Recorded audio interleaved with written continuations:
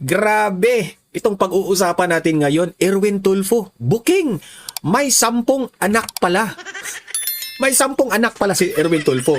So ang tanong dito ngayon, totoo ba yung sinabi ng 18 ex-Marines na kumukuha siya ng babae? Nagtatanong lang tayo ha. Kasi mahilig pala ito eh. Kasi may 10 anak. O, mamaya pag-usapan natin yan. At heto na po, no, si Senator Alan Peter Cayetano, may ibinulgar, no? May revelasyon itong si Senator Alan Peter Cayetano. Pakinggan ninyo mamaya. Pero bago ang lahat, paki-like at saka paki-share itong ating video. At sa mga hindi pa nakasubscribe, subscribe na po kayo. Okay? O heto po, unahin muna natin itong kay Senator Erwin Tulfo. Kayo nang humusga ha, pakinggan natin itong balita na ito, okay? Subject official declared that he has 10 children from several women. I suppose you had a very colorful love life secretary. And there were 4 women who are the mothers of your children. Are you still in good terms with the mothers? Kwentong love life ang unang tanong ng Commission on Appointments kay Social Welfare Secretary Erwin Tulfo kanina. Sabi ni Surigao del Sur Congressman Johnny Pimentel, malaking palaisipan sa kanya ang pagkakaroon ni Tulfo ng 10 anak sa 4 na babae. We separated, Your Honor, Mr. Chair. Yes. Hindi ka masyadong mahilig, Erwin, no? 10 talaga? Iba't ibang babae yan, ha? We're in good terms. We're in talking terms, and including all my children. Some of them are the United States, and some are here. Pero si Pimentel may agam-agam pa rin. Considering that in your line of work, the moment you're the secretary of DSWD, and I suppose you'll be meeting a lot of women in your line of work. Tinamaan siya dito eh. Di ba? Sabi dito, ang dami mo ng babae pala, ang dami mong anak, tapos nagtatrabaho ka sa DSW dati. Ha? Considering na ganito yung ugali mo, and marami kang babaeng ma-encounter. Grabe naman ito. Hindi patuloy. Hindi po ba magiging sagabal sa trabaho mo yun na marami kang makikilalang babae? We are young, sir.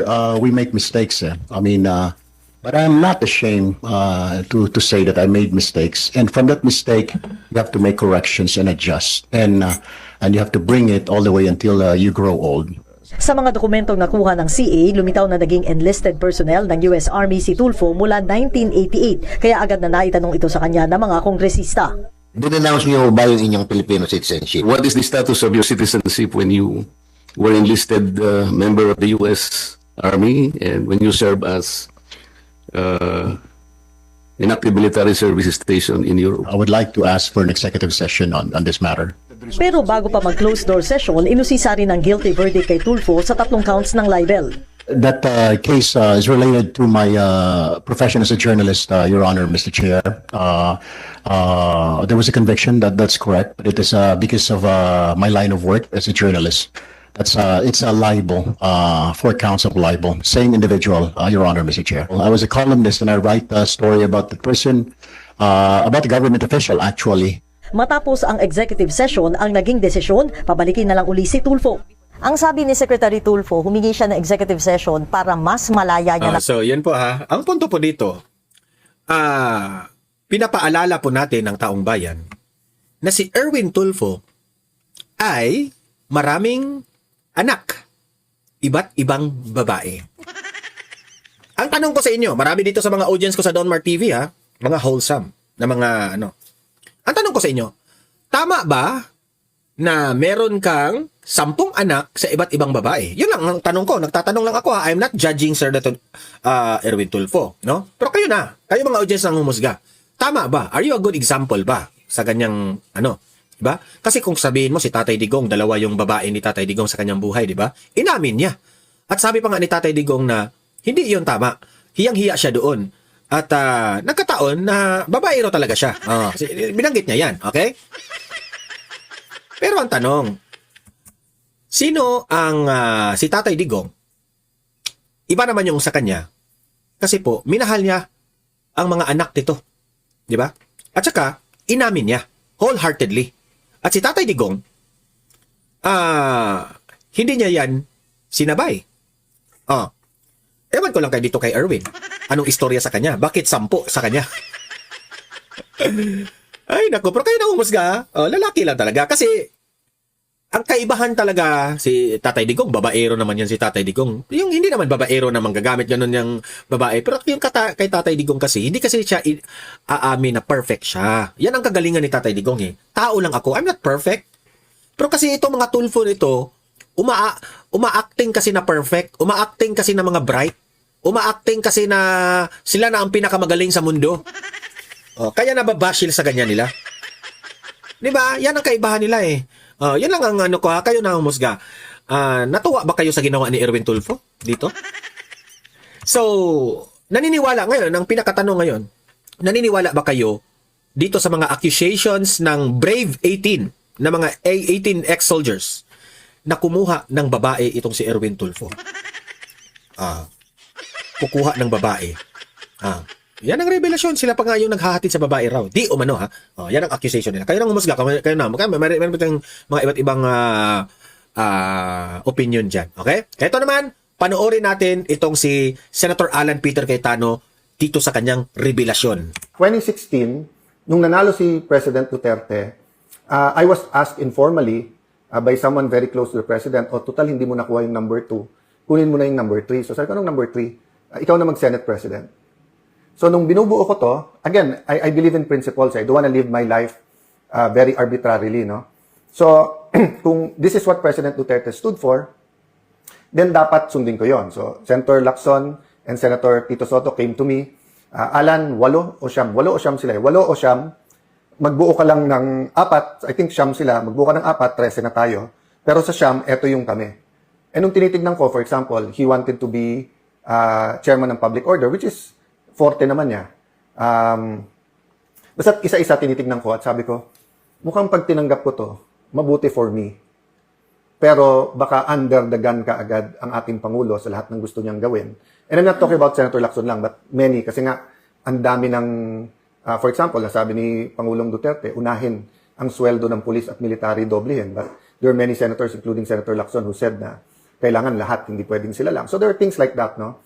Then I found out they were talking to Senator Drilon, who was the Senate President then, and kung sasama din, ibibigay yung Committee on Justice kay Senator De Lima, na alam kong gagamitin lang niya para siraan ang ating Pangulo dahil ilang taon siyang chairperson ng Human Rights Commission at ilang taon din siyang Secretary of Justice, pero hindi naman niya kinasuhan ang dating Pangulo. So sabi ko, i-offer niyo sa akin yan, pero isusubo niyo ito. Hindi ko po tinanggap. It was painful po because nga ako po ang kasama ng Pangulo, pinaglalaban ko at pinorma ko yung Senate majority ko to be supportive. But Senator Coco and Senator Tito said independent Senate, kailangan walang impluwensya ang Malacanang, etc., etc. So the rest is history, but that's my first point, no? Tinanggihan ko yon on the matter of principle, hindi ko nakuha. Fast forward 2025. Nung nanalo na po sila Senator Lacson, Senator Tito, Senator Bam, Senator Kiko, etc. I was kinontak ako ng isang malapit sa Pangulo, etc. At sinabi kung hindi matatanggal si Cheese, ako na lang. No, walang basbas ng Malacanang to, pero ang kausap sila Senator Tito, etc. And it happened a second time nung pinag-uusapan namin yung tungkol sa Commission on Appointments. Sinabi sa akin ni Senator Loren yun, alam mo naman kung anong offer. Sabi ko, guys, para kung kapatid na si Cheese, marami na rin kaming beses na magkalaban, but we promise each other to pray together, consult each other, move forward each other. So, naintindihan ko karamdaman nyo, pero hindi ko pwedeng kunin sa kanya. I can't do that, no? So, tinanggihan ko ulit. Okay.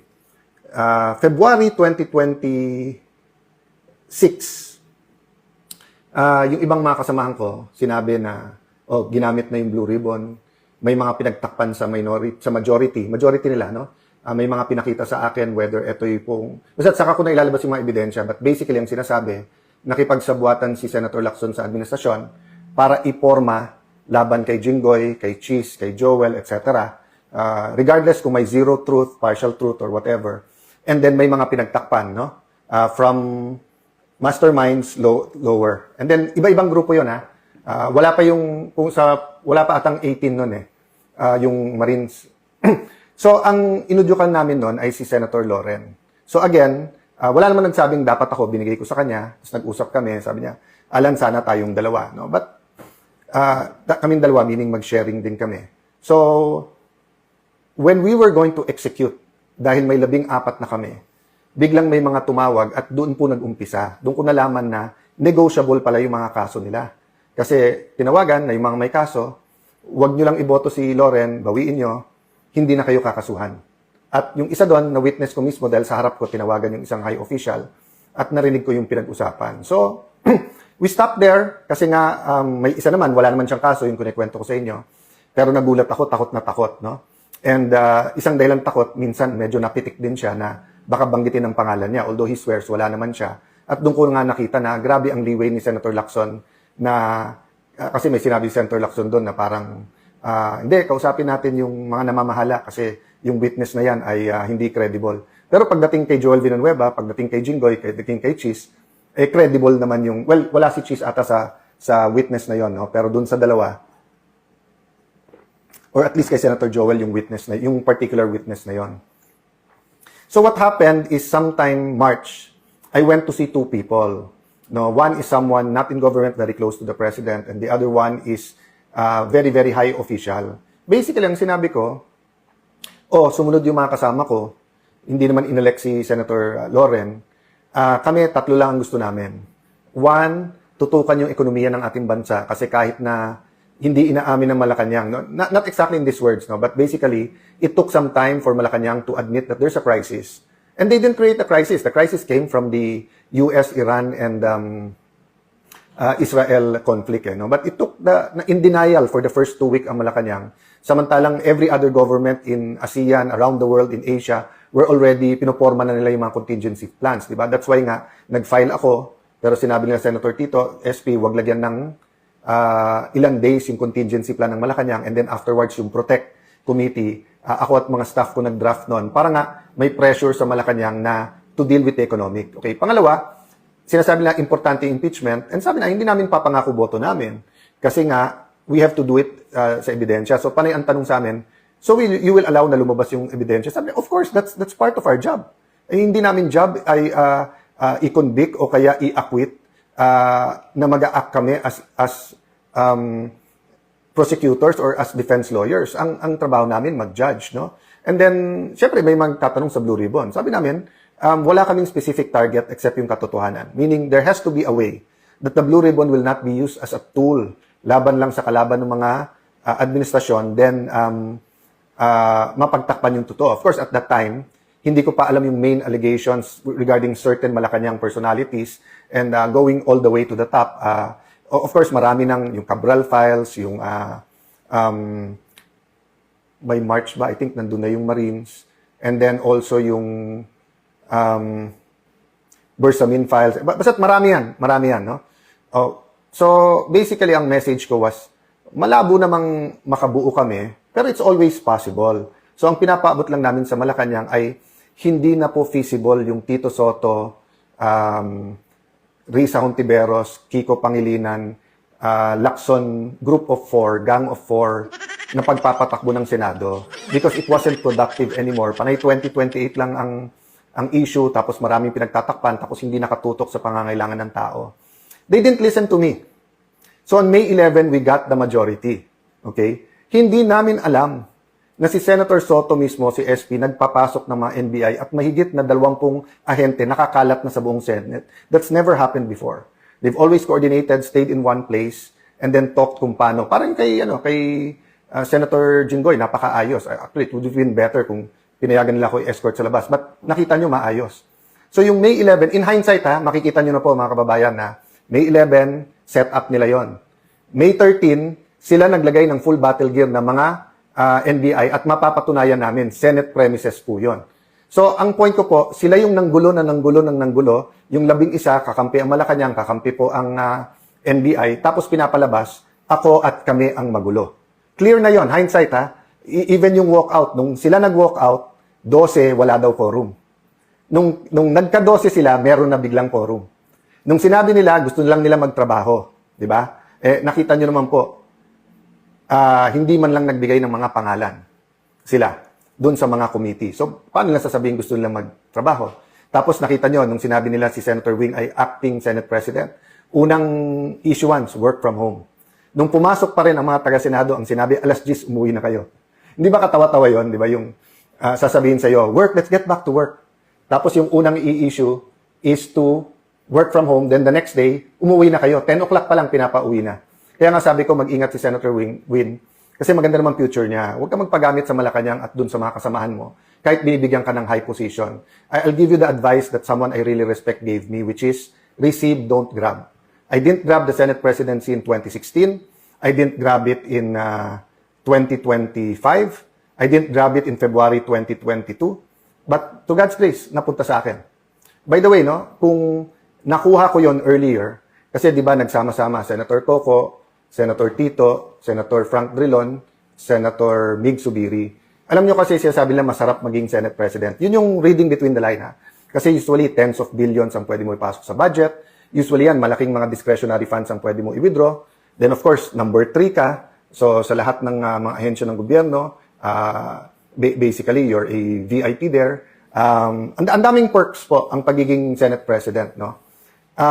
So when the 4 of them says na, Alan, bumitiw ka na lang, huwag kang kumapit sa posisyon, no? First and foremost, nagulat ako na these personalities, especially Senator Drilon and Senator Coco, were staunch anti-Marcos personalities, suddenly Marcos na rin, no? I'll go to that later, but what's my point? Sila na-enjoy nila lahat yan. Ako, the day na tinanggap ko at sinabi ko sa mga kasamahan ko, I'm up to the challenge. Kasi nung sinabi sa akin ni Senator Loren, ikaw na, Alan, kumilos na tayo.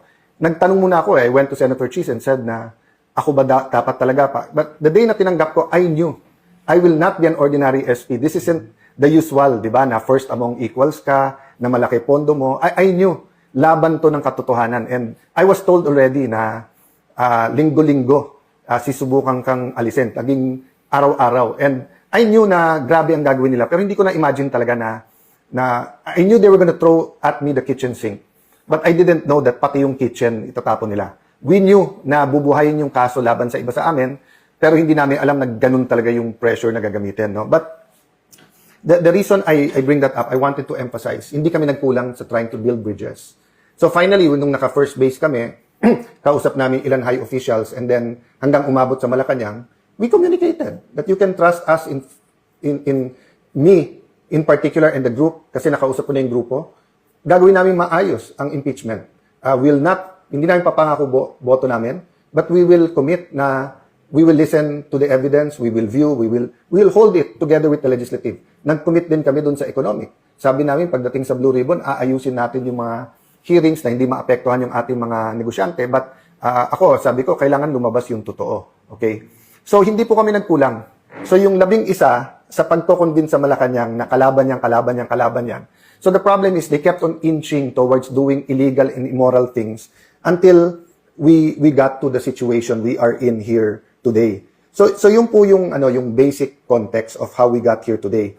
But more important than the state of the Senate is the state of the nation. So let me go to that.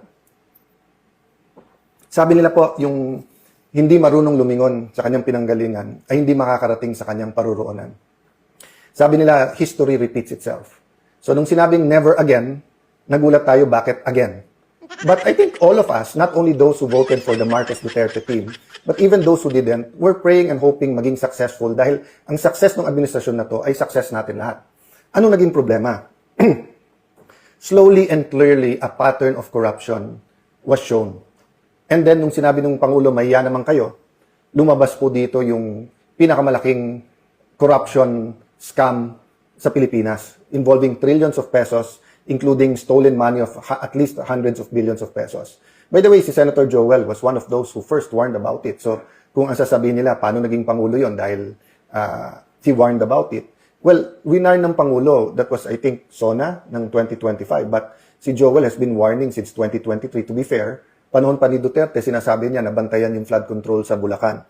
So, what is the state of the nation? Remember when President Marcos Sr. was elected, he was very, very popular. No? I think he still is one of the greatest orators of the Philippines. And he knew our culture. Alam niya yung damdamin ng Pilipino eh.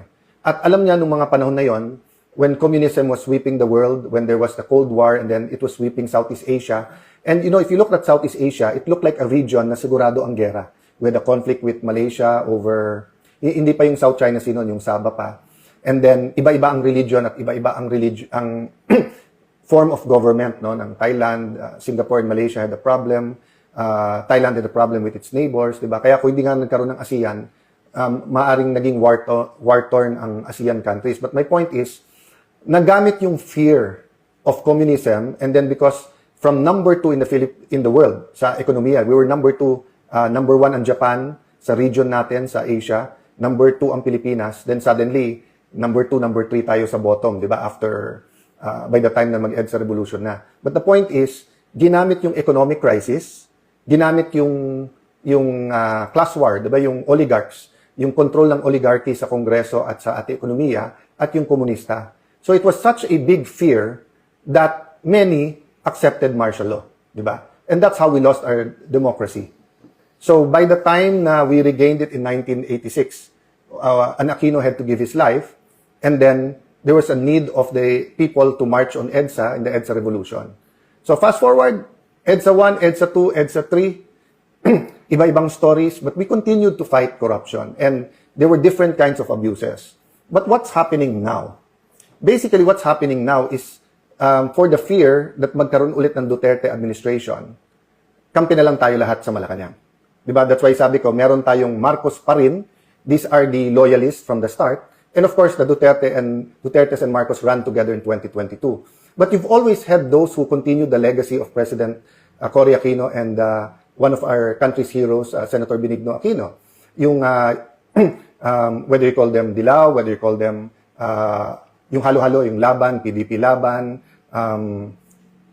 all these political parties, Dilaw, tapos naging pink because nga nagkaroon ng mga issues during the Duterte time, no? Pero nagulat nga ako na gumising tayo isang araw, dalawa yung kampo. Kampo ng Duterte at yung Marcos pa rin na nagsama na yung Marcos na rin. And nagulat ako because even the extreme left, even some of the extreme right, yung mga fascista at saka yung ibang mga katulad ni Senator Lacson na more rightist ang ideology, and then yung leftist ang ideology, yung dalawang faction nga nagkasundo eh. Mas mabuti yung mas extreme or yung affirmist, kasi kahit papano, nagkri-criticize din. But yung grupo nila Risa, Ontiveros, nila Ronald Llamas, talagang puring-puri na sa Marcos administration, no? So, naging Marcos na rin. So, nagulat din ako. People like Senator Drilon, people like Senator Coco. Because Senator Coco may tampo sa mga Duterte. So, never mind na lumalabas Marcos na rin, ang importante to prevent another Duterte administration. And I don't blame those who think that extrajudicial killing is a essential part of any Duterte administration. I don't take that against you. Yan yung paniniwala nyo. Iba paniniwala namin, iba tingin namin sa drug war, iba tingin nyo. But my point is this. In the same way that oligarchs, communism, and the economic crisis was used to lose our democracy, malayo na malapit na yung panahon na we're losing our democracy because of an economic crisis which is here, because of fear of another Duterte administration, and then because of the flood control na sobrang daming tatamaan sa ating lipunan. So, the moment of truth is coming, and I use it literally, the moment of truth. Ang issue ngayon, katotohanan. Democracy is also an issue, but the issue is truth. Do you want a Senate that will cover up the truth? So, pinipilit ni Senator Erwin Tulfo na mag-hearing sa Monday, even if we know that yung na bogus, peke, hindi totoo yung kanilang session, so hindi rin totoo na acting Senate President si Win Gatchalian at hindi rin siya totoong chairman ng Blue Ribbon Committee.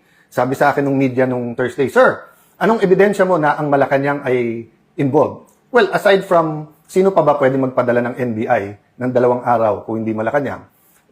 Yung saan ba nag-meeting yung 11, hindi ba sa Malacanang din? O, but pangatlo, anong sabi nilang ebidensya? Ano sabi ni, di ba ang isda sa bibig talaga nahuhuli? Anong sabi ni former Senate President Tito Soto?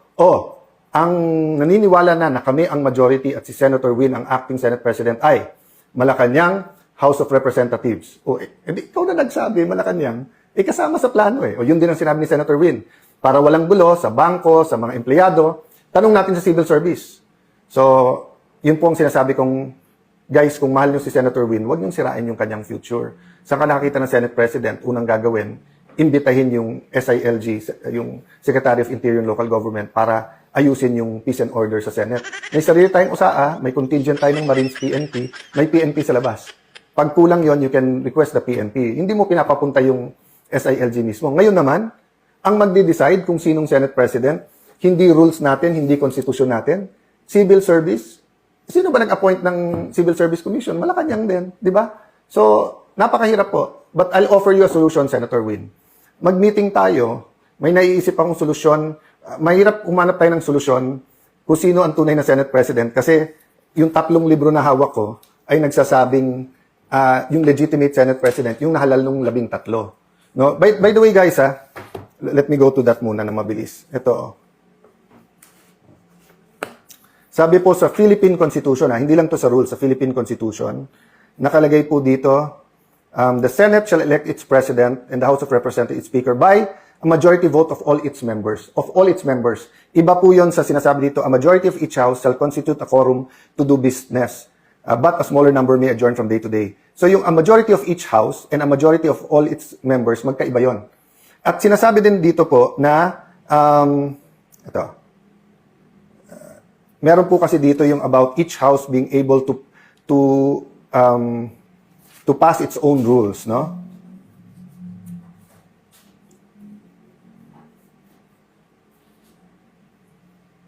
Each House may determine the rules of its proceedings. So kung titingnan mo ang rules natin, yung officers po, yung secretary, yung sergeant at arms, Senate President pro tempore at Senate President, 13 ang kailangan. Kasi all members. So, ang Constitution ay nagbibigay ng power sa rules at sinasabi po dito sa dalawa na kailangan 13. So, kung walang 13, hindi kayo tunay. Going back to yung hearing ni Senator Erwin, the 12 might want to rein him in even during martial law, even during the abuse of arrest, kaliwat kanan at yung mga torture.